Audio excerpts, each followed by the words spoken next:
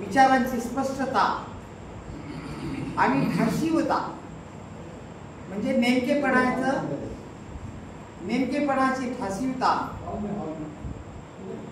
ज्यांचे आपण श्रवण करणार आहोत, निश्चितच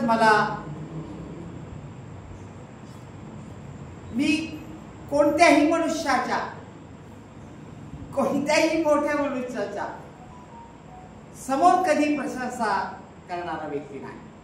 जे सत्य आहे ते सत्य आहे, जे तथ्य आहे ते तथ्य आहे.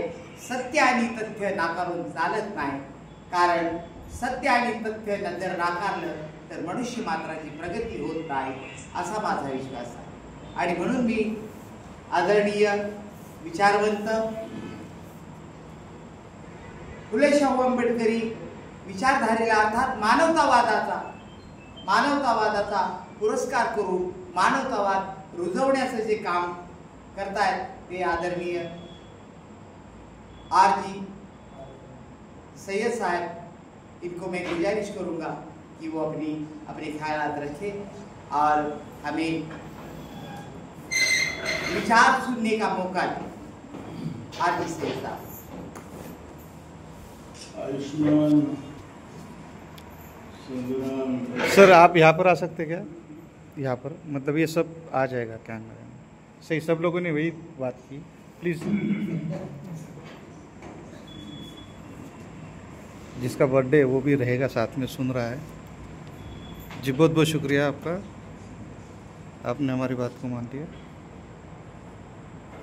आयुष्मान संग्राम याला 25व्या वाढदिवसानिमित्त शुभेच्छा देण्याकरता आपण सर्व कार्यकर्ते इथे उपस्थित आहोत. सर्व मान्यवर, सर्व बंधू आणि भगिनी. संग्रामचा अर्थ संघर्ष आहे, युद्ध आहे. आणि हा संघर्ष, हा युद्ध, हा संग्राम अनादी काळापासून या धर्तीवर चालू आहे. आणि तो संघर्ष आहे सत्य विरुद्ध असत्य, न्याय विरुद्ध अन्याय, समता विरुद्ध विषमता, बंधुभाव विरुद्ध द्वेष, स्वातंत्र्य विरुद्ध गुलामी. हा खूप जुना संघर्ष. आणि या संघर्षामध्ये जो न्यायाच्या, सत्याच्या, समतेच्या, बंधुत्वाच्या बाजूने खंबीरपणे उभा राहून संघर्ष करतो त्याचं नाव संग्राम. आणि या संग्रामने आपल्या नावाला साजेल असा संघर्ष सत्याकरता, न्याय नीती करता, समते आणि बंधुत्वासाठी आपल्या उर्वरित जीवनात करावा. साहजिकच या संघर्षाच्या फील्डमध्ये जेवढे म्हणून होऊन गेलेत महापुरुष, त्यांचाही आशीर्वाद आपल्या पाठीशी आहे. आणि जे आहेत आज या बाजूनं तेही आपल्या पाठीशी आहेत. तर ज्या महापुरुषांचं आपण नाव घेतो, इथं ज्यांची फोटो आहे, ते खरेखुरे संग्राम आहे. त्यांनी खरा संघर्ष केला सत्यासाठी, न्यायासाठी, नीतीसाठी. सर्वस्व पणाला लावलं, सर्वस्व, तन मन धन सब कुछ दाव पर लगा दिया. संघर्ष. आणि आज एक आनंदाची गोष्ट आहे की हा वाढदिवस पत्रिकेत सांगितल्याप्रमाणे सत्यशोधक पद्धतीने बुद्धांची पद्धत आणि फुलेंची पद्धत वेगवेगळी आहे असं वाटतं का? महापुरुषांचं स्मरण करून आपापल्या पद्धतीने सत्यशोधक पद्धतीने साजरा केला गेला.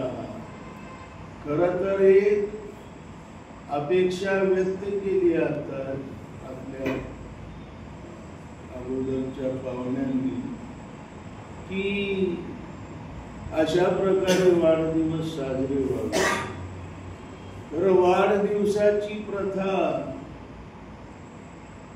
फुलेंनी कधी वाढदिवस साजरा केलेला ऐकलं आहे का? फुल्यांच्या वाङ्मयामध्ये शाहूराजांनी वाढदिवस माहित नव्हता त्यांना, माहित नव्हता, साजरा केला. बाबासाहेबांनी आपला वाढदिवस साजरा केलेला ऐकलं. वाढदिवसाची प्रथाच नाही, पण आता त्याला प्रथा आधीच अस्तित्वात, तर निदान नीटनेटक्या पद्धतीने समाजाचं भलं होईल, त्यांचे विचार निदान पुन्हा जागृत होतील अशा पद्धतीनं तरी करा. आणि त्यांना खरं अभिवादन द्या.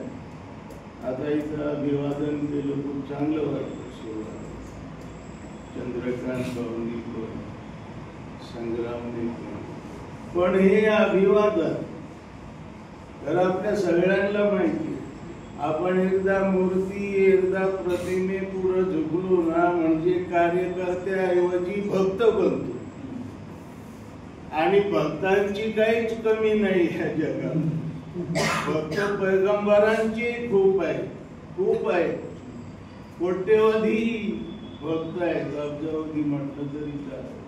आपल्याला महापुरुषांचे भक्त नको आहेत, फॉलोअर्स पाहिजेत, कार्यकर्ते पाहिजेत, अनुयायी पाहिजेत. त्यांची गरज आहे आज नेता. आणि हा कार्यकर्ता का फक्त वाढदिवसाच्या दिवशी बाबासाहेबांचा, फुलेंचा, शाहूंचा कार्यकर्ता, बाकी 364 दिवस कोणाचा कार्यकर्ता, कुणाचा असला पाहिजे? बाबासाहेबांचाच असला पाहिजे. मरेपर्यंत, जीवनाच्या अंतिम श्वासापर्यंत. आता मला जे बोलायचं ते मी बोलेल. खरं या सगळ्या महापुरुषांचं योगदान जीवनाच्या प्रत्येक अंगाने आहे, सर्वांगीण आहे. फुलेंचं कार्य, बाबासाहेबांचं कार्य निव्वळ शिक्षणापुरतं मर्यादित आहे का? फक्त शिक्षण नाही, समाजाची एक सर्वांगीण परिवर्तन समाजाचं, शैक्षणिक, आर्थिक, सामाजिक, राजकीय, स्त्रियांच्या संबंधी, न्यायविषयक सर्वांगीण प्रगती. शिक्षण त्याच्याकरता. शिक्षणाचा जो उद्देश आहे, आजच्या या वाढदिवसालाही त्यांनी शिक्षणाची जोड, शिक्षणाशी संबंधित जो एक सिनेमा आहे तो दाखवायचं त्यांनी जाहीर केले. खूप चांगली गोष्ट. शिक्षण कशा करताय? शिक्षणाचाच उद्देश काय? मुळात शिकावं कशा करता? शिकलेला आणि बिगर शिकलेला याच्यामध्ये जर फरक नसेल तर शिकलेल्याला काही अर्थ आहे का? शिक्षणाला काही अर्थ आहे का?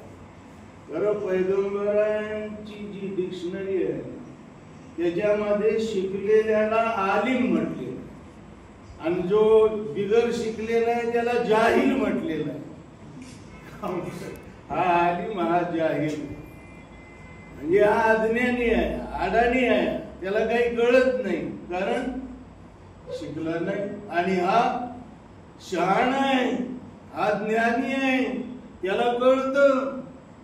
दोघांच्या वागण्यात, आचार विचारात फरक असला पाहिजे ना. बाबासाहेबांची चळवळ, फुलेंची चळवळ, शाहूराजांची चळवळ, पैगंबरी चळवळ सुद्धा तिला मी संबोधेल मोठ्या खात्रीनं, त्याला वेळ लागेल समजावून सांगायला.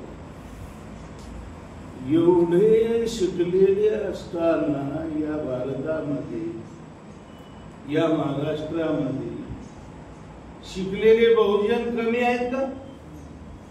ऍडव्होकेट्स कमी आहेत का? डॉक्टर्स, इंजिनियर्स कमी आहेत का? लोक शिकले. पण अशी परिस्थिती असताना बोकांडी कोण बसलेला आहे?